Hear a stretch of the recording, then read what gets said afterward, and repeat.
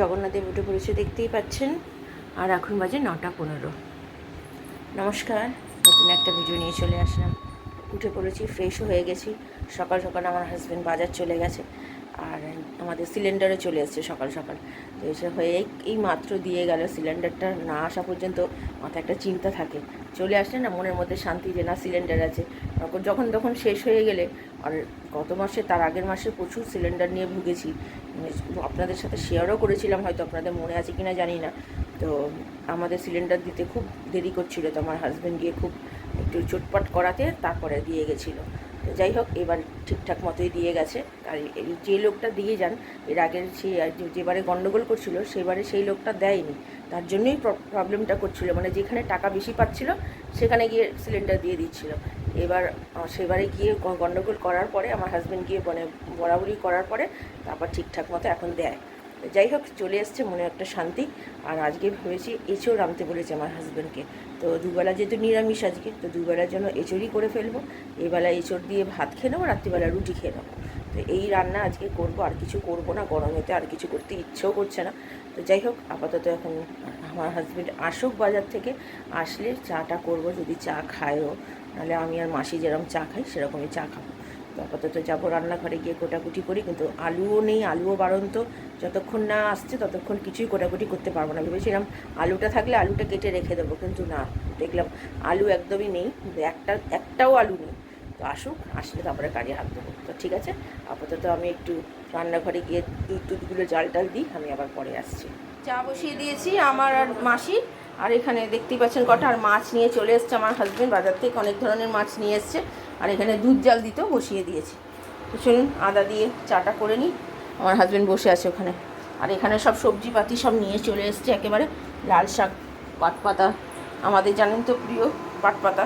তো ঠিক আছে, চলুন।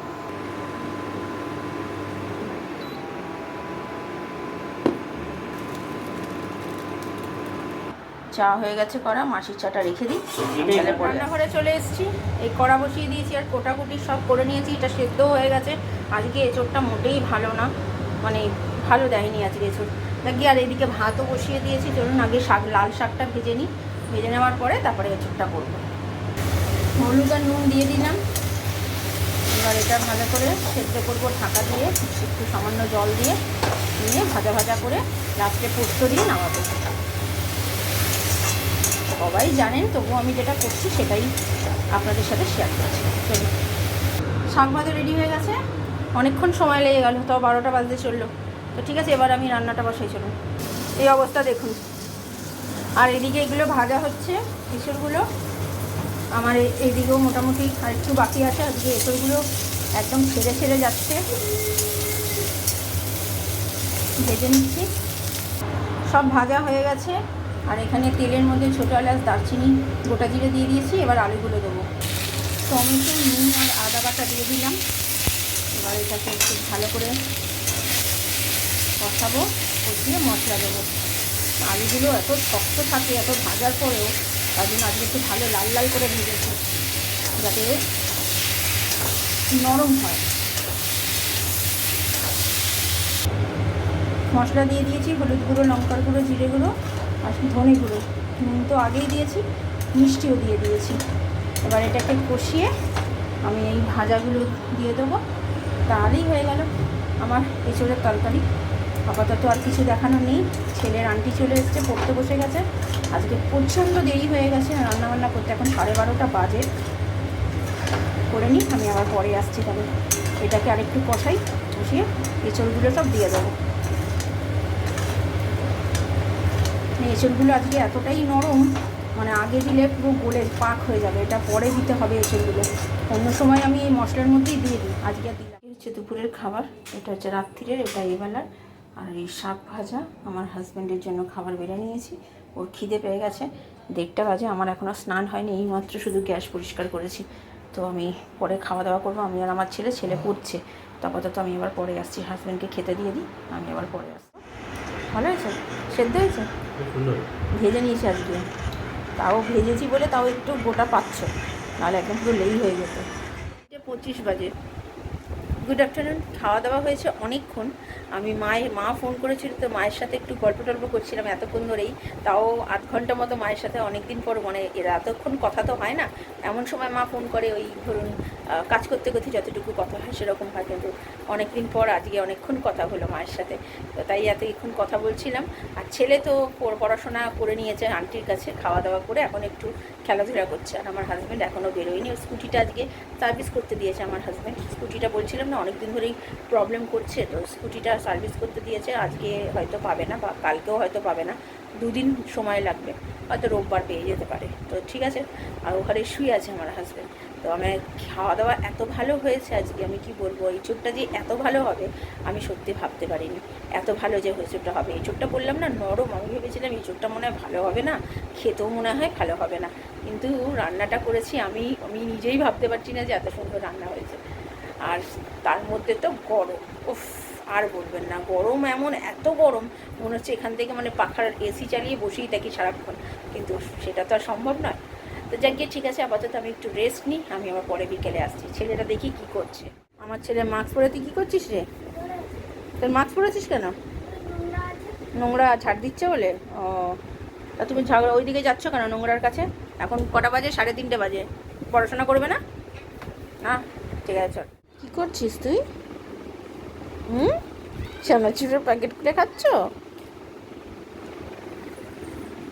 ছেলের সন্ধ্যে দেওয়া হয়ে গেছে, এখন ছেলের আন্টি ঢুকবে, 6:30 বাজে। আমার আজকে মাথাটা ধরেছে, আমি আর উঠতে ইচ্ছে করছে না বিছানা থেকে, তাই শুয়েই রয়েছি। এবার উঠবো, আমার হাজব্যান্ড বেরোবে কাজে। আর একজন এখন চানাচুর খাচ্ছেন। খাও চানাচুর। আপনাদের সাথে মাছদের সাথে দেখা করাইনি। এই এই মাছটা নতুন আনা হয়েছে, অ্যাঞ্জেল, ছোট দেখুন, একদম ছোট। দুটো তো ছিল এই সাদা, কিন্তু একটা তো মারা গেছিলো, তাই জন্য নতুন নিয়ে এসেছি পরশু দিনে। আর এই কালো দুটো রয়েছে, বড় অ্যাঞ্জেল। Good evening. তখন দেখলেন যে শুয়েছিলাম, শুয়ে মানে বসেছিলাম, উঠতে ইচ্ছে করছিল না। হঠাৎ করে আমার এই সাইডটা আমার না এত যন্ত্রণা করছে। দুপুরবেলা আজকে একটু ঘুমিয়ে পড়েছিলাম, আমার হাজব্যান্ড ছিল, তো হাজব্যান্ড এই আমাদের ফ্ল্যাটে কাজ হচ্ছিলো, টুকটাক পরিষ্কার করানো হচ্ছিলো, তো সেখানে ছিল। তো আমি একটু ঘুমিয়ে পড়েছিলাম, আবার এক কাঁধে শুয়ে উঁচু বালিশে শুয়েছি। এই জায়গাটা পুরো আমার ব্যথা, এত যন্ত্রণা করছিলো, আমার আর উঠতে ইচ্ছা করছিল না। এখন উঠে মুখে টুকে জল, এখনও এত গরম, মানে মুখে দেওয়া যাচ্ছে না। মানে মনে হচ্ছে ঠান্ডা জল দিলে ভালো, কিন্তু ওইটাই তো খারাপ না, এই জন্য আর দিলাম না। তো ছেলে আর হাজব্যান্ডকে মুড়ি দিলাম, একটু শুধু চানাচুর খাচ্ছিলো দেখালাম, তো এখন একটুখানি মুড়ি দিলাম, যে মুড়ি দিয়ে খা, তাহলে আন্টি চলে আসবে এক্ষুনি। আর আমার হাজব্যান্ড বেরোবে কাজে, একটু দেরি করেই বেরোবে কাজে। তো আপাতত রুটি করা হয়ে গেছে, রাত্রিরে তো এঁচড় দিয়ে রুটি খাবো, তো আমি আবার পরে রাত্রিরে আসছি। এই যে গরম করতে এসছে, এখন কটা বাজে, অনেকটা দেরি হয়ে গেছে। একটা কে ড্রামা দেখছিলাম, দেখতে দেখতে আমার দেরি হয়ে গেল। তো ঠিক আছে, খাওয়া দাওয়া সেরে নিই, আর এখানে তো রুটি আছে, তো ঠিক আছে আমি আবার পরে আসছি। খাওয়া দাওয়া সেরে নিয়েছি, এই একটু আগেই খেয়ে দিয়ে উঠলাম। এখন বাজে হচ্ছে কটা দেখুন, 11:25, অনেকটাই রাত্রি হয়ে গেল। আমি একটু আগেও বললাম একটা কে ড্রামা দেখছিলাম, তো নতুনই রিলিজ হয়েছে কে ড্রামাটা, লাভলি রানার। এত ভালো লাগছে আমার দেখতে, মানে মানে এই কে ড্রামাটা, আপনারা চাইলে এই কে ড্রামাটা দেখতে পারেন, খুব ভালো। এখনও পুরোপুরি রিলিজ করেনি, কিছু ফার্স্ট পার্ট সেকেন্ড পার্ট এইভাবে তো রিলিজ করে। আমি ফার্স্ট পার্টটা দেখলাম, ফার্স্ট পার্টটা দেখে এত ভালো লেগেছে। আমি ট্রেলার দেখেছি এর আগে, ট্রেলারটা দেখেই আমার ভালো লেগে গেছে, তো সেই জন্যই আমি ভাবলাম যে দেখি, যে গুগলসে সার্চ করে দেখলাম হ্যাঁ এসছে ফার্স্ট পার্টটা, তো ফার্স্ট পার্টটা দেখছিলাম, তার জন্যই এতটা দেরি হয়ে গেল। মানে মাঝপথে যদি ছেড়ে যায় না, তো কেমন বিচ্ছিরি লাগে, সেই জন্য পুরোটা ওই ফার্স্ট পার্টটা শেষ করে ছেড়ে দিয়েছি। এবার নেক্সট টাইমে যখন সেকেন্ড পার্ট দেখবো তখন দেখবো, তো সেই জন্যই দেরিটা হলো। মোটামুটি সব কাজ আমার গোছানো হয়ে গেছে, জামা কাপড় ভেজানো, চাল ভেজানো, আর আমার ছেলে রোজকার মতো পাপার সাথে এতক্ষণ খেলা দেখা হচ্ছিলো। চেন্নাইয়ের সাথে এই লখনৌর খেলা হচ্ছিল, লখনৌ জিতে গেল, তো সেটাই দেখছিলাম। দেখে আমি ওরা চেঁচামেচি করছে, আমি বললাম এই ঘরে এসে আমি ভিডিওটা শেষ করি। তো ঠিক আছে, ভিডিওটা তাহলে আর বড় করছি না, মোটামুটি সবই যখন হয়ে গেছে আর কি বাকি আছে। এবার কালকে একটু রান্না বলতে গেলে চিংড়ি মাছটাই করবো। আমার হাজব্যান্ড বলছে পটল দিয়ে চিংড়ি মাছ করো, অনেকদিন পটল দিয়ে চিংড়ি মাছও খায় না, তো ভেবেছি কালকে পটল যখন এনেছে, ভালোভাবে বড় বড় পটল এনেছে, তো কালকে ওই পটল দিয়ে চিংড়ি মাছটাই করবো। আর দুবেলার আমাদের ইয়ে রয়ে গেছে, কী বলে নামটা, এঁচোড়টা রয়ে গেছে, তো মোটামুটি হয়ে যাবে কালকে। আর শাক ভাজা তো আমার রয়েছে, লাল শাক তো পুরো শেষ করতে পারিনি, তো হয়ে গেছে। তো ঠিক আছে, আর ভিডিওটা বড় করছি না, ভালো লাগলে লাইক শেয়ার সাবস্ক্রাইব করবেন। কালকে নতুন একটা ভিডিও নিয়ে চলে আসবো। আপনারা ভালো থাকবেন, সুস্থ থাকবেন, নমস্কার।